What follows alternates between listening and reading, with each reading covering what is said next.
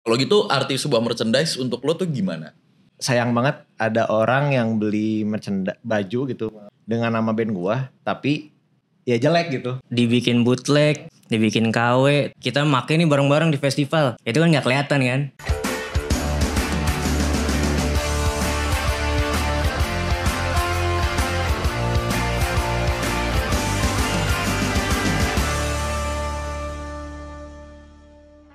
Super Friends, balik lagi di program kesayangan kita semua, Super Talks. Kali ini barengan gue Bimo Kusumo dan sudah ada Kuya Sunda dari Depan Turas dan juga Brother Rifki Ibrahim, seorang fashion influencer. Sedap, nih gue baru denger nih fashion influencer.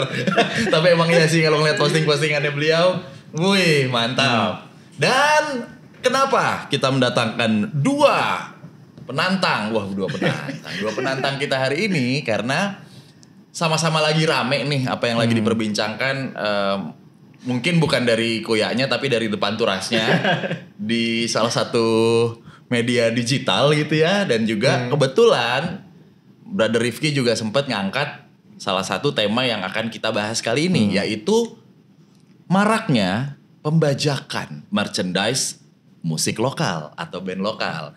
Kita bisa bilang bootleg lah gitu ya, bootleg gitu. Bootleg.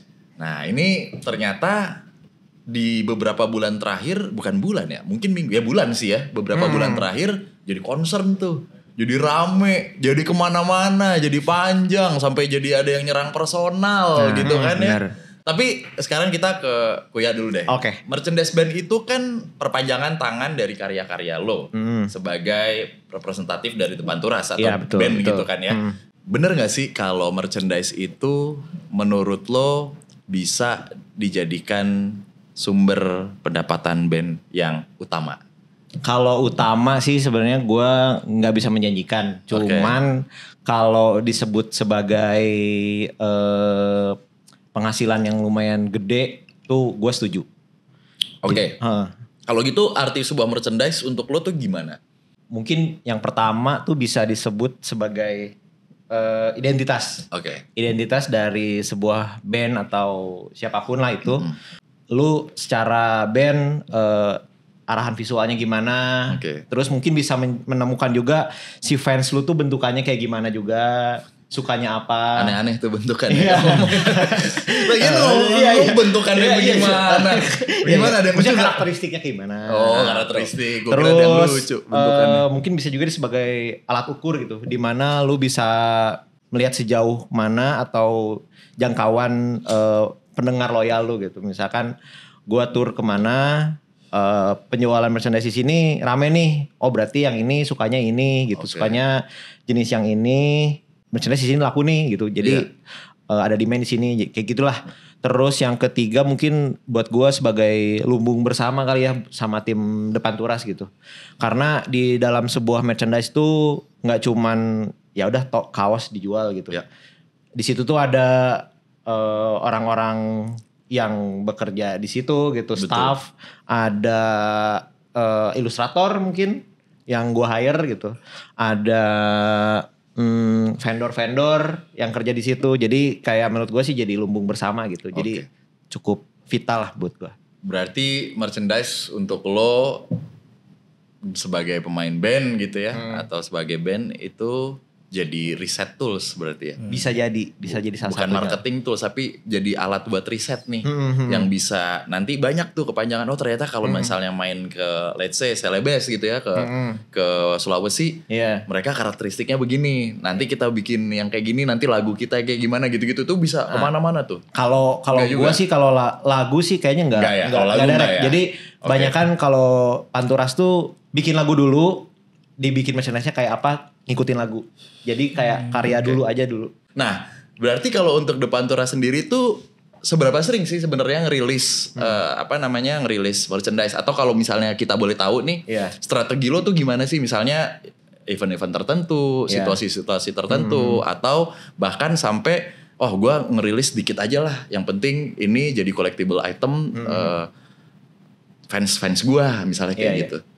Kalau awal-awal sih Panturas ya segimana jualnya ya udah gitu aja. Di gigs kita jual kaos udah gitu. Cuman kita mengubah sistem apa ya, sistem lagi kayak bener banget. Apa-apa. Sistem merchandise kita tuh pas pandemi sebenarnya. Oke. Karena kan pas pandemi tuh panggung nggak ada sama sekali tuh.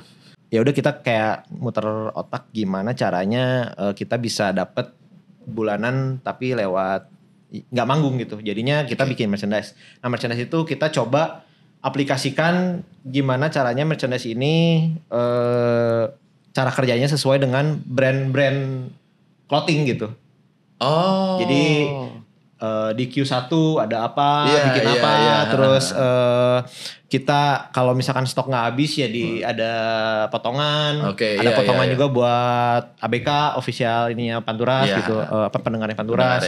Terus kita tiap bulan di meetingin lah. Jadi kita bulan ini mau ngeluarin yang kayak gimana nih, arahan visualnya gimana, terus kita mau hire ilustrator siapa. Jadi kayak gimana selayaknya brand clothing bekerja aja, makanya ngobrol-ngobrol sama teman-teman yang di Bandung, yang di Jakarta yang punya brand, lu gimana sih buat bikin apa ya, bisnis yang sustain lah untuk jual baju, merchandise gitu-gitu. Gue kira lo kayak salah satu store outfit gitu yang wah mau winter gitu lo bikin winter nah, gitu itu mah terlalu niat sih. Terus summer, edisi summer depan Turas aja. Tapi ada yang kayak gitunya. Misalnya nih Q4 nih, kita bikin raincoat gitu. Musim hujan. Sekarang kita ke Rifki deh ya.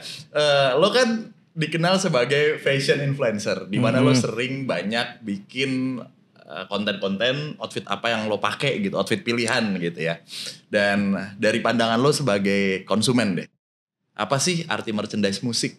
Kalau buat konsumen ya merch itu kayak ya bagus aja. Jadi kalau misalnya dibikin bootleg, dibikin KW itu jadi kayak kita make nih bareng-bareng di festival.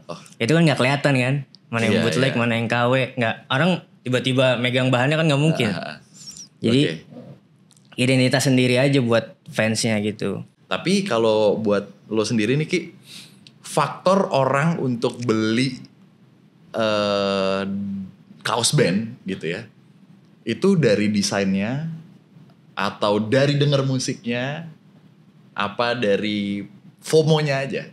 Kalau dulu-dulu ya, dulu-dulu tuh biasanya kan emang fansnya dengerin lagunya. Ya. Sekarang desain makin bagus, kayak depan Turas saya makin bagus kan desain-desainnya. Terus kalau misalnya yang FOMO, ini tuh mulai sekarang FOMO. Iya kan, ada kan yang kayak banyak gitu. Makanya siapapun yang pakai merchandise di walaupun konten kreator atau apa pasti bilang poser. Nah, buat lo pribadi, lo nggak harus tahu musiknya nggak apa-apa, lo beli berarti.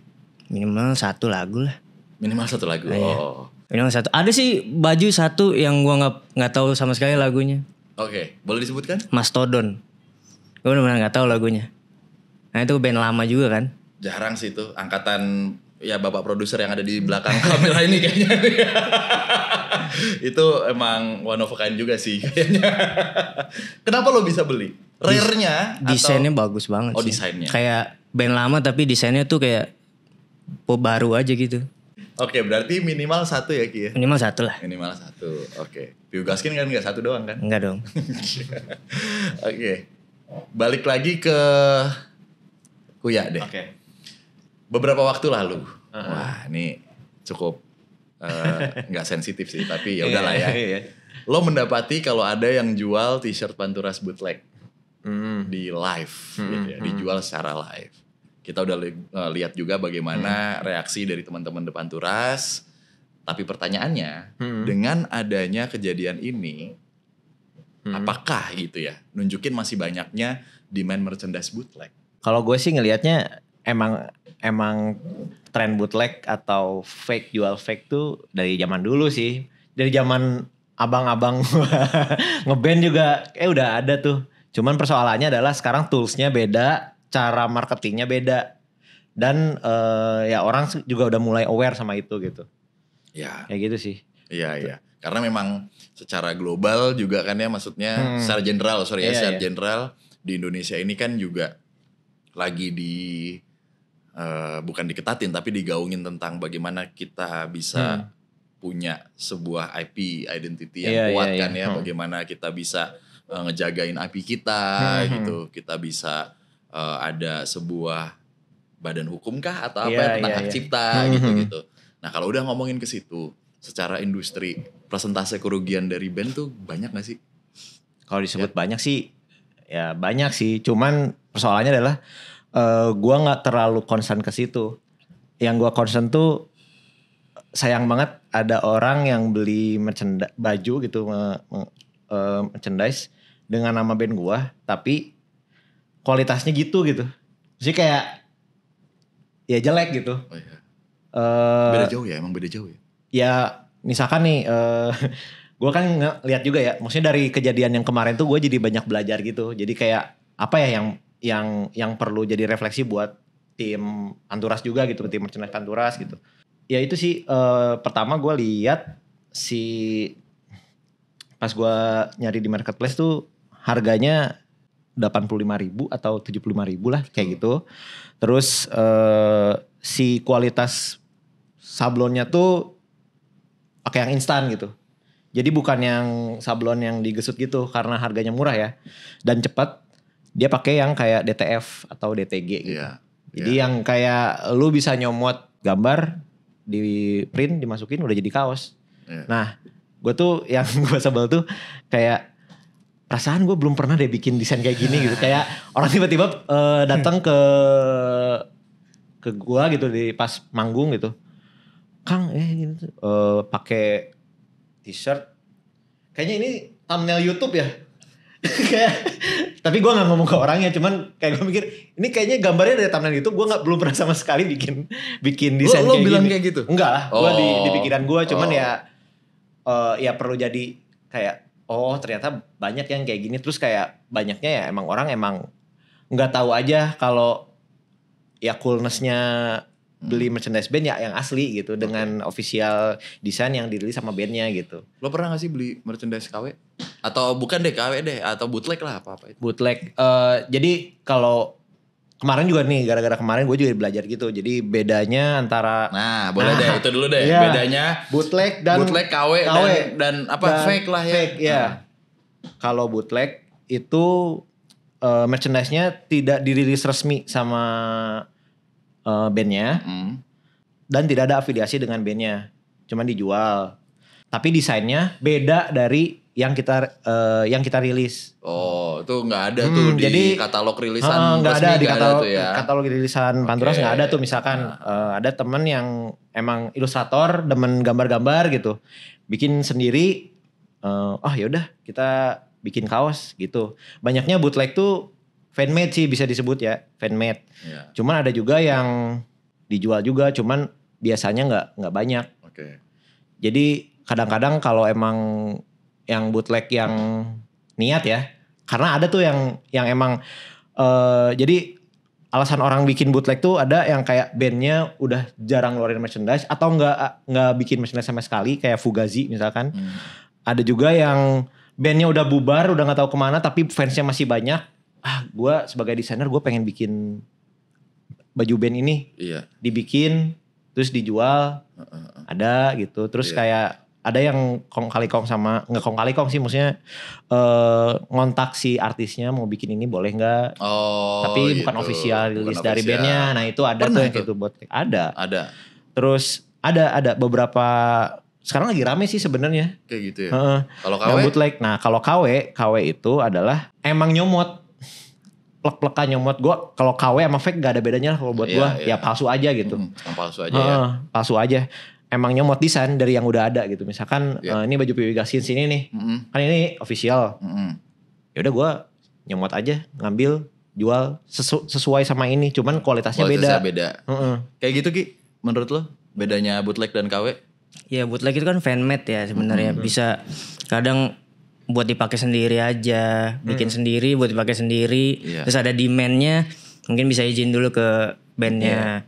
Kalau yang KW kan ya udah plek-ketiplek udah samain udah. Dan kualitasnya udah hancur banget. Kalau yang parodi gitu gimana? Lo mengizinkan nggak? Misalnya gue pernah bikin, cuman ya izin dulu. Gue pernah sama Kamengski, gue pernah sama Kamengski bikin merchandise dari lagu gue Queen of the South, gambarnya tapi Susana gitu. Iya gitu. Ya selama diobrolin sama bandnya sih, gue aman aja sih. Aman aja ya. Bahkan kayak gue kayak apa ya tertarik gitu. Jadi ada orang bikin desain, gue nggak kepikiran bikin kayak gini, lu bisa kepikiran. Gue seneng banget sih ada apa ya, ada Malah karya ada yang lain apresiasi gitu ya. Bener. Oke, berarti pertanyaannya bukan beli bootleg atau enggak. Dari kalian berdua pernah enggak beli merch KW Enggak dalam hidup lo? Gue cuma pernah nyobain doang. Gue mau lihat itu bahannya kayak apa. Oh gitu. Iya. KW. Waktu itu beli Bring Me The Horizon. Emang bahannya tuh sumpah tuh hancur banget sih. Bener-bener sablonan kayak stiker gitu. Udah bisa dikelet sendiri. Iya. Oke. Lu pernah nggak? Kalau gue nggak tahu ya, dari zaman SMP SMA kan kayak, nah gue juga ngelihat kayak sekarang tuh kayaknya bisa ngerefleksi gue dari zaman dulu. Iya benar. Nah cuman iya, persoalannya gue nggak terlalu tertarik lah sama itu sebenarnya. Gue banyaknya nge-thrift dulu. Oh nge-thrift. Nah itu nggak tahu tuh itu asli apa palsu. Iya, Kayak gue beli baju The Who gitu, baju apa Rolling Stones atau apa segala macam. Gue nggak tahu tuh itu fake apa enggak. Oke, ini ada yang berbeda nih Super Friends di episode kali ini. Sekarang mari kita react seberapa bootleg barang-barang yang akan ditampilin di layar. Kalau di depan kita sekarang udah ada layar, mungkin nanti teman-teman Super Friends bisa ngelihat. Nah, kalau yang lagi dengerin di Spotify, makanya sekarang coba ke YouTube gitu, karena akan ditampilin nih gambarnya. Ya, ngeriaknya coba. Wah, nih yang pertama nih. Ini mah, nih ada-ada aja nggak sih gambarnya begini lagi. Ini tuh jatuhnya apa ya? Ini bootleg ini. Bootleg. Kan tapi kan brandnya udah diganti nama brandnya. Menurut lo apa Ki ini? Bootleg lah. Bootleg ya. Karena kan logo Swoosh itu udah punyanya Nike. Iya betul. Bukan parodi nih ya. Nah, ayo. Hansen lagi. Gue sering banget nih orang di gigs pakai baju ini beneran dah. Ini parodi gak sih? Parodi. Oke. Surprise. Ada aja. Ini banyak banget nih yang jual gini. Ada. Harusnya jangan S ya. Belakangnya harusnya H. Ada gitu ya jadinya. Mangga 2 banget barangnya. Wah ini nih. Enggak dong. Enggak begini dong. Enggak begini, tapi sol-solannya keren sih. Iya ya. Outdoor banget ya. Oke lah.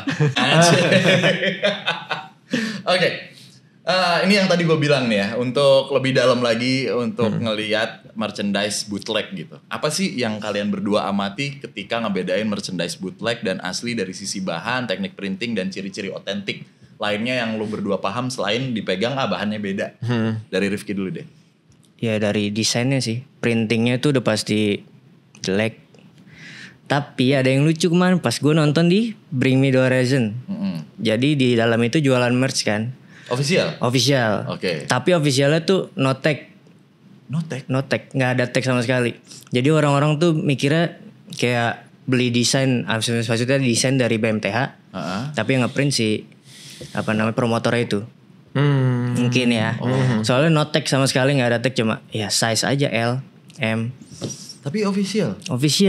Bring Me The Horizon official merchandise, dan yang ngantri tuh muter semua banyak sampai habis. Nah pas gue keluar tuh ada abang-abang yang jualan bootleg. Itu lebih bagus.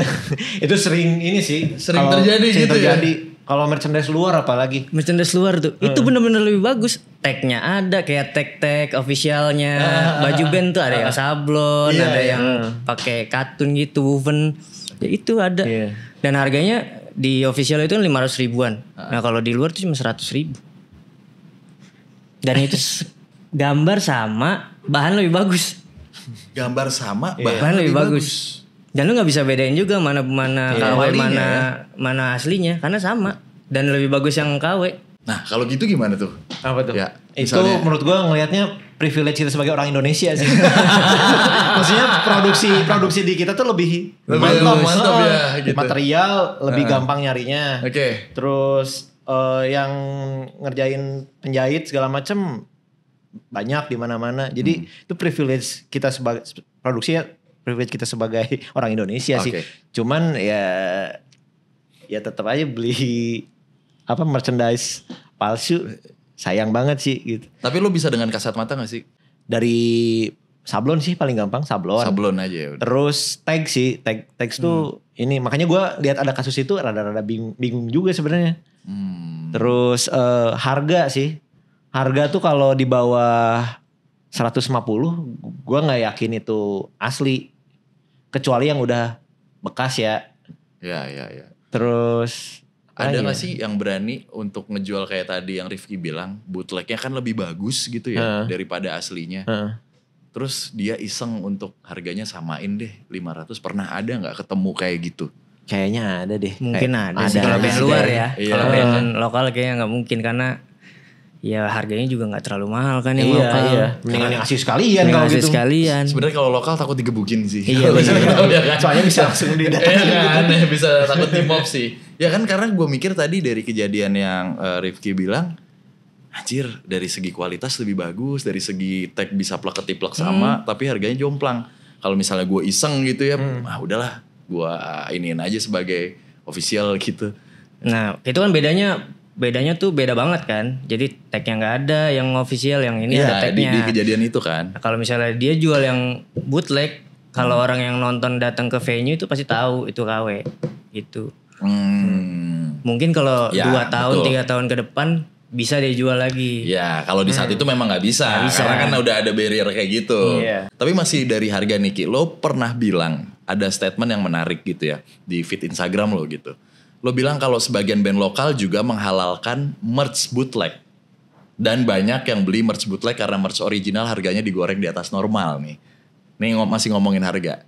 Maksud dari statement lo barusan yang tadi gue sebut tuh gimana sih Ki kalau boleh dijelasin? Sebenarnya kan lagi maraknya tuh ditanya-tanya kan soal KW bootleg Iya. merch-nya. Jadi nanya ke bandnya kan.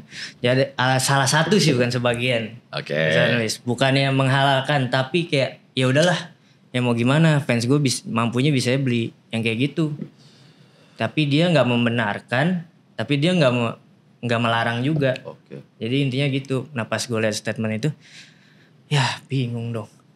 Gimana nih? Dan itu bandnya udah lumayan gede juga. Ada statement kayak gitu. Ada statement kayak gitu. Dia nggak membenarkan, Oke. tapi ya udahlah. Mau gimana lagi? Kalau emang rezekinya bisa beli kayak gitu, ya udah.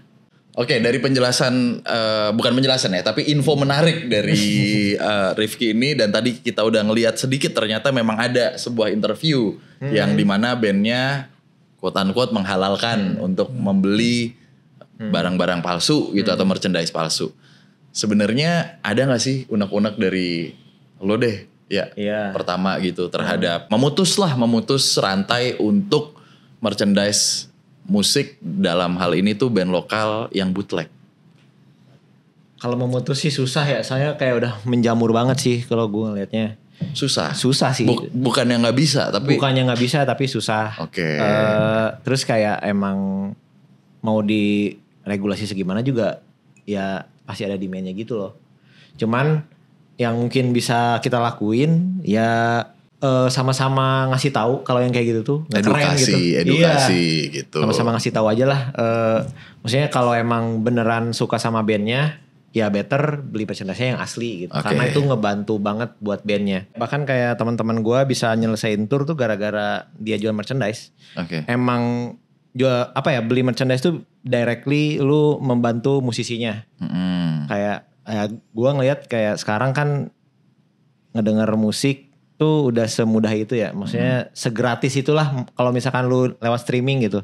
Cuman kalau lu emang apresiasi lebih terhadap bandnya, lu beli rilisan fisiknya. Ya. Mau itu vinyl, mau itu CD, kaset segala macam. Ya kalau lebih suka lagi terus kayak punya pengen memorabilia ya beli merchandise-nya. Ya, jadi collectible item gitu ya. Tapi memang statement lo barusan juga ternyata banyak terjadi loh Super Friends di band-band di Indonesia gitu ya. Maksudnya kita bisa lakukan tour ya gara-gara jualan merchandise kayak ya. gitu. Nah kalau dari Rifki sendiri sebagai fashion band entusias gitu ya. Gimana sih caranya? Apa lo biarin aja ini terjadi? Sebenarnya ya emang susah kalau bootleg itu karena masih ada demand-nya dan yang pertanyaan tadi juga yang demand-nya banyak tapi limited dan harganya Digoreng dinaikin ke habis. atas deh. Gua ada 1 merchandise dari band Lombok, The Dare. Oke. Itu dia bikin jersey sama Riverside Forest untuk donasi kalau nggak salah. Yang itu cepat habis dalam waktu 1 jam. Sekarang gue lihat harganya dari 350.000 jadi 1,2 juta. Nah, tuh. Dan tapi ini nggak ada KW-nya ya. Iya. Karena nggak ada KW-nya. Jadi kalau kayak di marketplace gitu bootleg, padahal harganya nggak beda jauh. Menurut gue ya mungkin dari SDM-nya aja nih, dari orang-orangnya aja, mungkin bisa nabung dikit lah, seminggu 2 minggu lagi lu bisa beli gitu. Iya. Daripada cuma beda 30.000, 50.000. Band apa merch band lokal tuh paling 150.000 ya. Minimal paling murah. Minimal ya. Paling nggak sampai, dia paling maksimal 2,5 lah. Ya. Itu kan tinggal nabung dikit doang, walaupun ya apalagi kalau lu udah kerja. Tapi ada statement orang yang nggak apa-apa lah gue beli KW. Orang bandnya juga udah dapat duit dari manggung, dari lagu dan royalti segala macem. Itu. Sepengetahuan lo di luar negeri begini nggak? Di luar negeri kayaknya lebih banyak lah ya. Justru lebih banyak, bukan lebih ketat ya. Dan kayaknya dari luar negeri itu band-band luar negeri bootlegnya dijual kayak Indonesia. Banyak kan yang bikin kan Thailand mas. Iya juga sih, benar sih. Banyak kan yang bikin Thailand, Indonesia juga termasuk sih yang bikin. Banyak kan band luar. Dan lo belum pernah nemuin statement band luar untuk nggak apa-apa kayak gitu? Kayaknya nggak pak. Kayaknya dia juga ini deh nggak ngebolehin juga deh. Kayaknya Metallica juga nggak ngebolehin deh. Iya betul. Metallica nggak ngebolehin. Terus apa ya waktu itu ya? Gue pernah lihat cuman bandnya lupa namanya. Pokoknya dia lagi tour dia nemuin merch bootleg. Ya kayak Bang Gue bilang, gue nggak pernah ngerilis ini nih. Kok tiba-tiba ada di sini kayak gitu. Seringnya juga kayak pernah deh di vlognya. Iya betul. Datang ke pinggir panggung gitu, terus jual ini asli ini dari Bandung. Dia menawarkan seringannya gitu. Oke. Yang nanyain Aryan gitu. Yang desain lagi.